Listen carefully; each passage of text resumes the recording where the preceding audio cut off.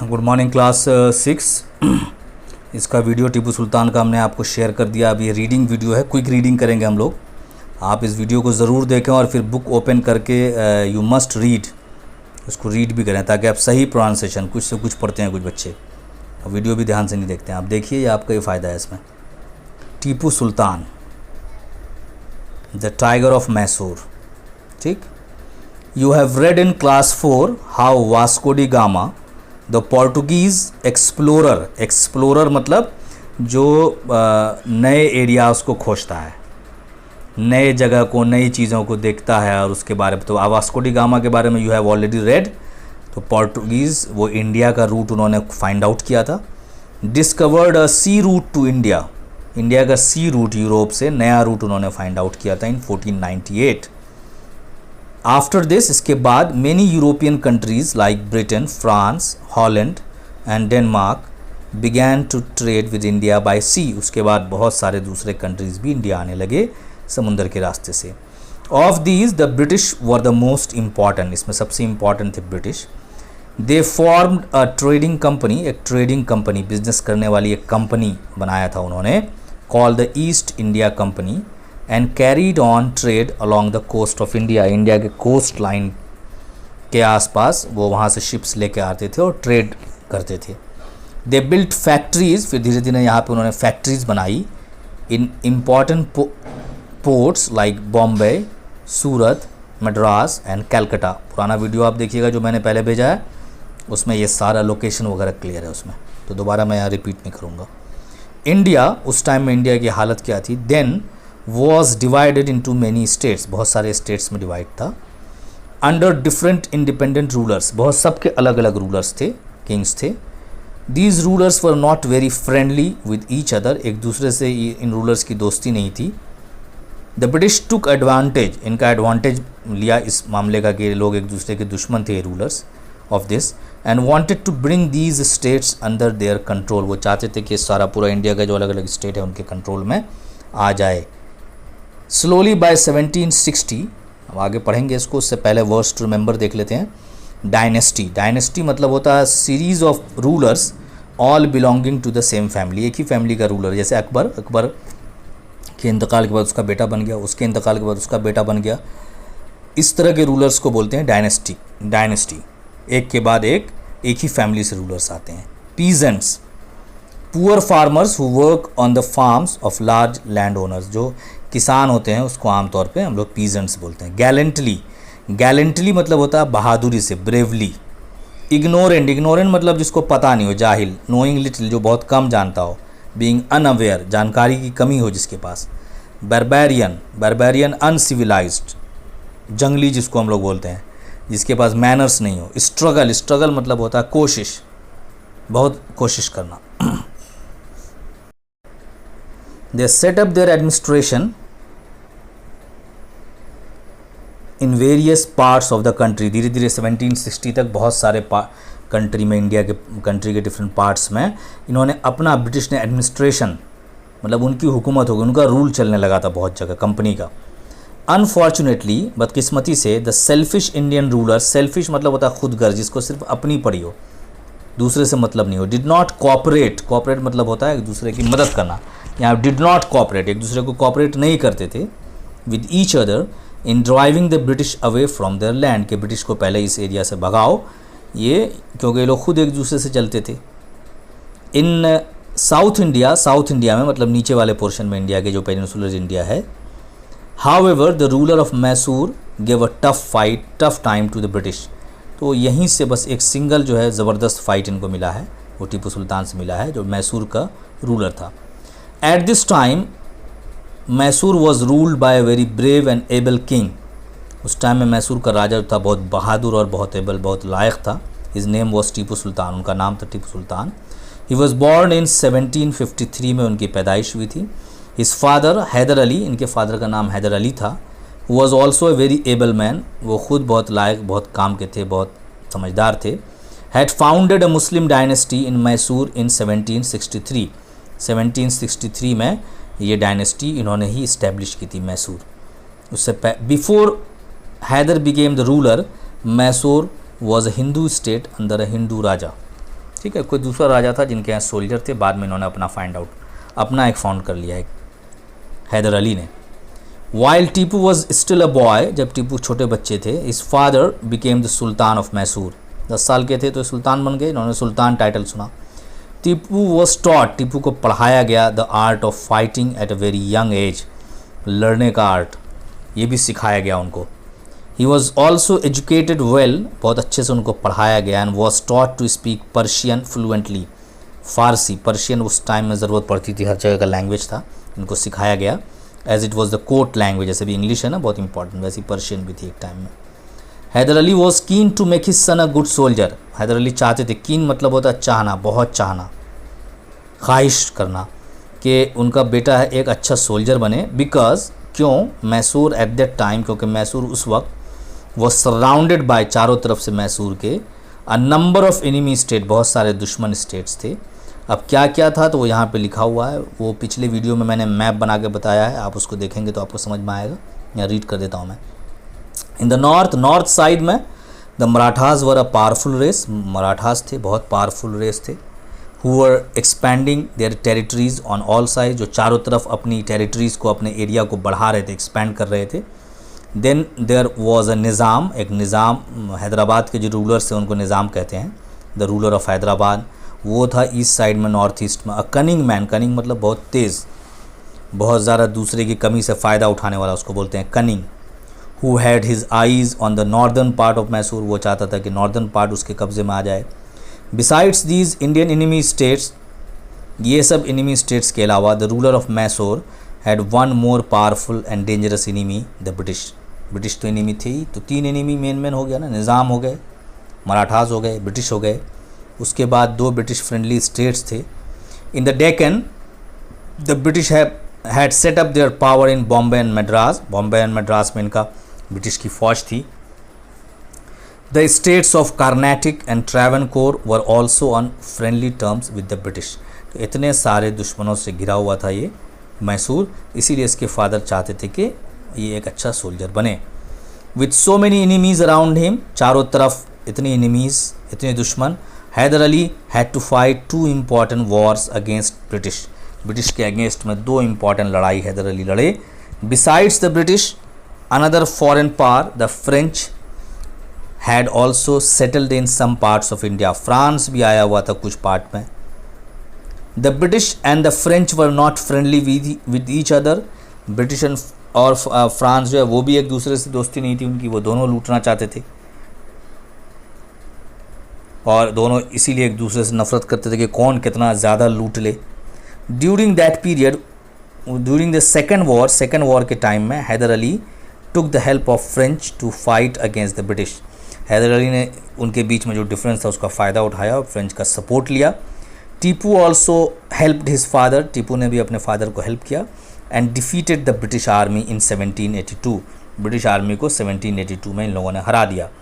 In the same year when the war was still going on, Haider Ali died, Haider Ali का इंतकाल हो गया, living his son Tipu to continue the struggle, कि इस struggle को, ये अपनी सल्तनत को बचाने की जो मेहनत थी वो जारी रखें Tipu. Haider Ali is death pleased, Haider Ali की डेथ से ब्रिटिश बहुत खुश हुए। एज दे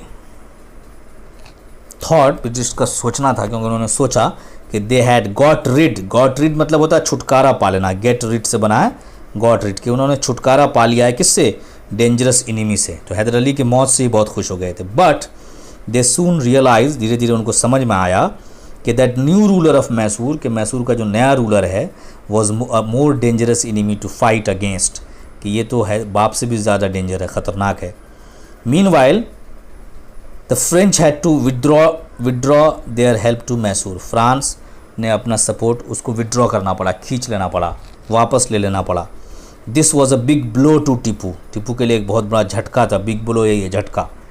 एक तो हैदर अली का इंतकाल हो गया, दूसरा फ्रांस ने अपना सपोर्ट खींच लिया।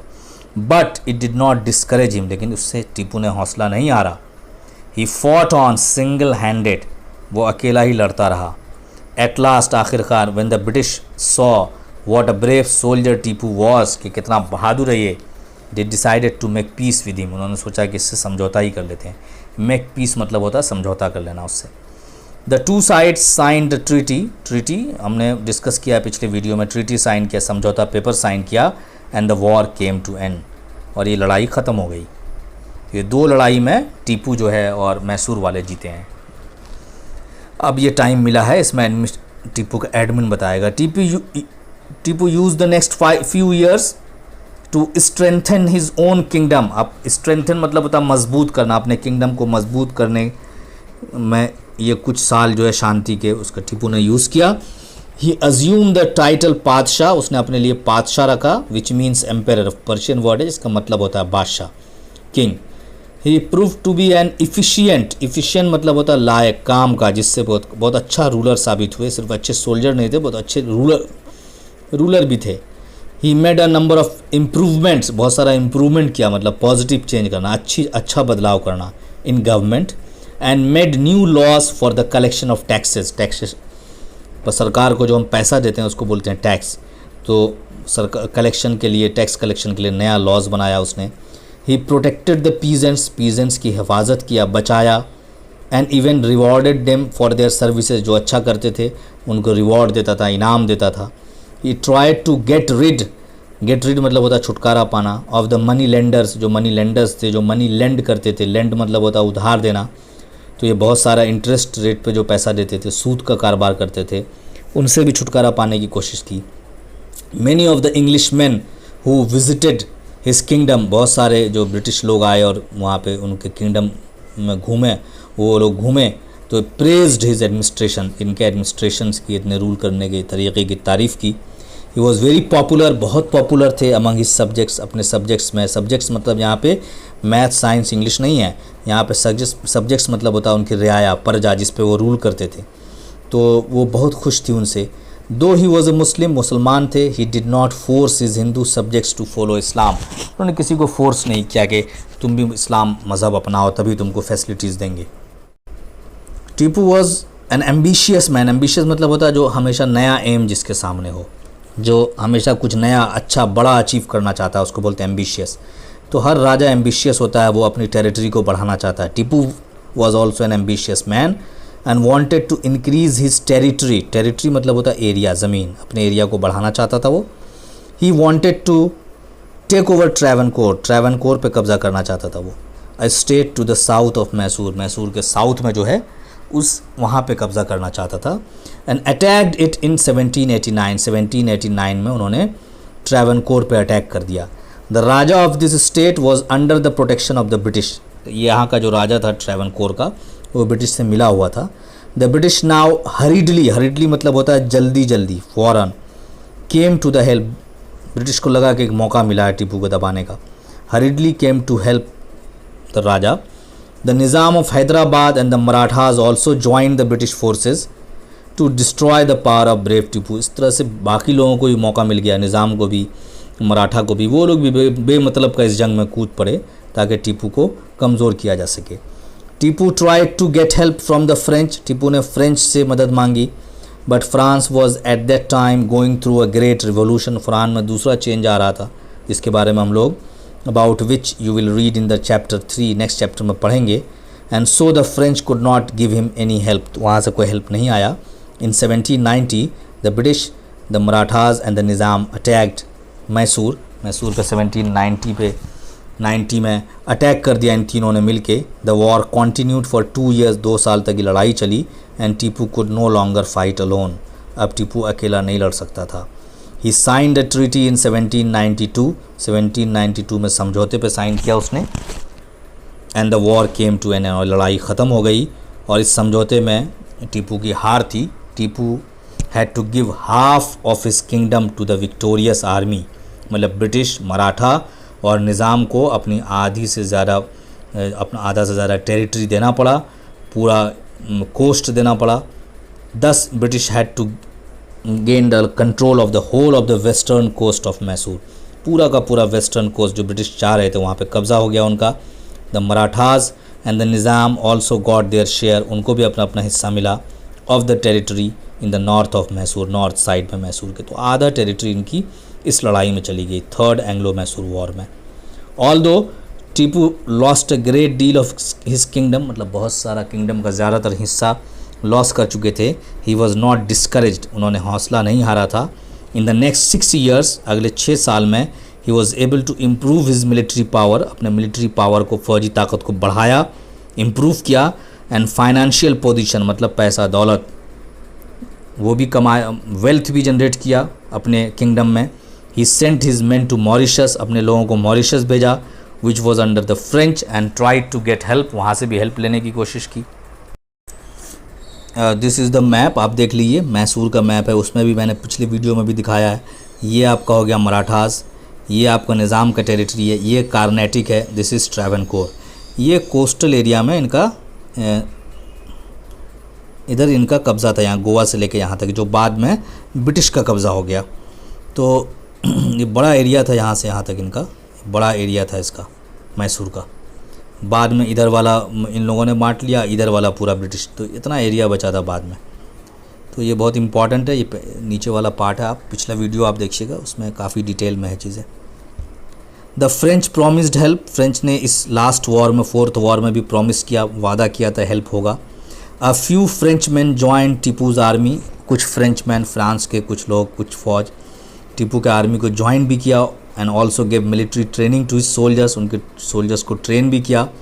एट दैट टाइम, उस टाइम टीपू हर्ड, टीपू ने ऐसा सुना कि that Napoleon of France, about whom you will read in chapter 3, had invaded Egypt, उनको मालूम हुआ कि नेपोलियन इजिप्ट तक पहुंच चुका है। ही होप्ड, टीपू ने उम्मीद की थी कि that Napoleon's forces would march through Egypt to India, कि जब इजिप्ट में कब्ज़ा हो गया तो वो लोग इंडिया भी आएंगे, and drive the British out of his country. वो चाह रहे थे टीपू के, अगर वो आ गए, प्रे कर रहे थे कि आ गए तो फिर नेपोलियन और टीपू मिल के ब्रिटिश को यहाँ से भगा देंगे। अनफॉर्चुनेटली, लेकिन बदकिस्मती से फॉर टीपू के लिए, the government in Britain also realise the possibility of French forces invading India from Egypt. ये इजिप्ट को, ये ब्रिटिश को भी लगा कि कहीं ऐसा ना हो कि इजिप्ट को कब्ज़ा करने के बाद नेपोलियन उधर आ जाए और टीपू के साथ मिल के इंडिया पे कब्ज़ा कर ले। तो उन्होंने क्या किया, they sent a very able English man to India to deal with this danger, बहुत इंपॉर्टेंट आदमी लॉर्ड वेलेस्ली को भेजा कि इससे पहले कि नेपोलियन वहाँ पहुँचे तुम जाकर टीपू को ख़त्म कर दो। In 1798 Lord Wellesley came to India as the new governor general of the British colonies in this country. He was a brave general and was determined to completely crush the power of Tipu Sultan. इसी काम के लिए determined थे, उन्होंने पक्का इरादा कर लिया था कि कम्प्लीटली क्रश कर देंगे, ख़त्म कर देंगे टीपू सुल्तान की पावर को। Wellesley wanted to defeat Tipu Sultan at any cost. He sought the help of the Marathas, उन्होंने मराठास से हेल्प लिया। And the Nizam of Hyderabad, Nizam of Hyderabad से बातचीत की लॉर्ड वेलेस्ली ने।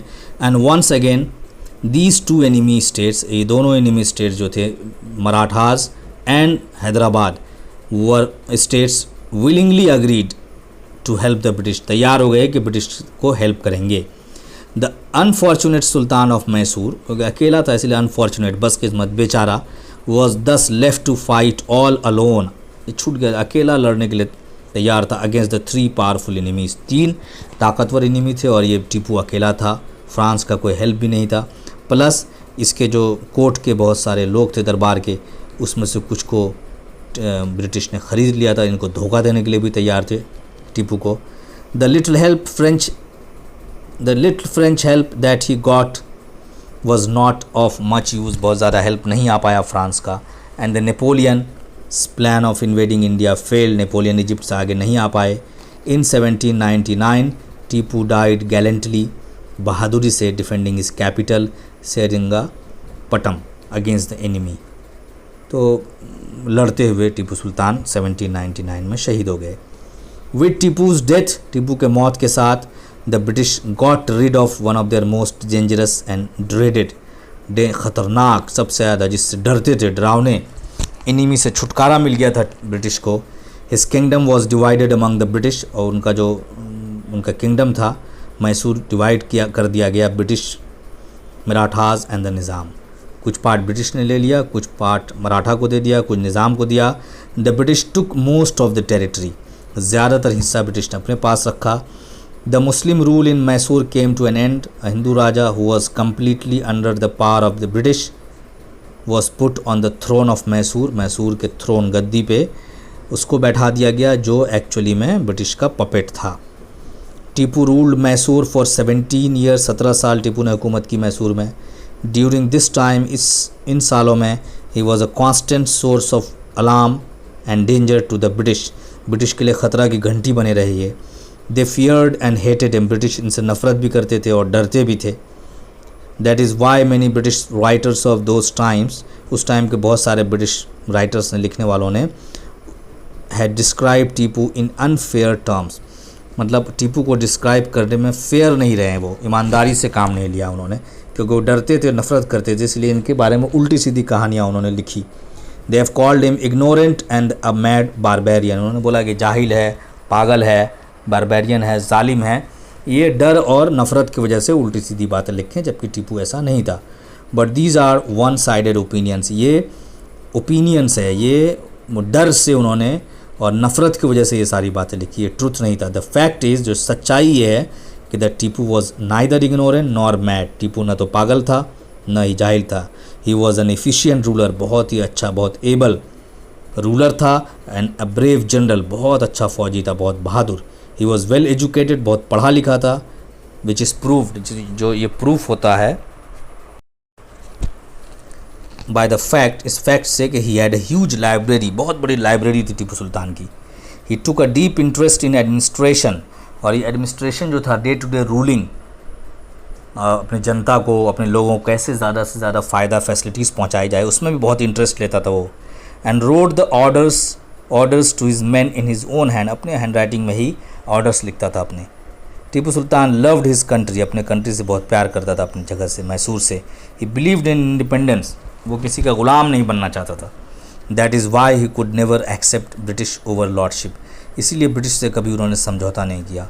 Tipu Sultan the tiger of Mysore is remembered as a great figure in the history of India's struggle against the British, India की आज़ादी की जो लड़ाई थी ब्रिटिश के ख़िलाफ़, स्ट्रगल जो था उसके ख़िलाफ़, ब्रिटिश के ग़ुलामी के ख़िलाफ़, उसमें बहुत बड़ा नाम टीपू सुल्तान का माना जाता है।